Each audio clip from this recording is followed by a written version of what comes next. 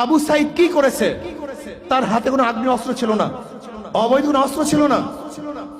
আবু সাইদ তো এই দেশের জন্য, অধিকার আদায়ের জন্য বুক পেতে দিয়েছিল।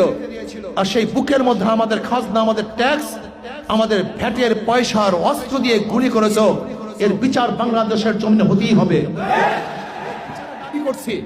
কোন আইনের বলে, কিসের কারণে তুমি আবু সাইদের বুকে গুলি দিয়েছো? আমাকে বলো, কোন আইনের ভিত্তিতে? আবু সাইদ কেন গুলিবদ্ধ হয়েছে? আবু সাইদের মার বুক কেন খালি করেছো? আজকে আবু সাইদ কেন এই ছাত্র জীবনী প্রাণ হারাতে হয়েছে? এর জবাব অবশ্যই অবৈধ খুনি শেখ হাসিনাকে দিতেই হবে। আমি বলবো, নির্যাতন করে, নিপীড়ন করে, অত্যাচার করে গোটা দুনিয়ার কোন আন্দোলনকে থামিয়ে কেউ রাখতে পারে নাই।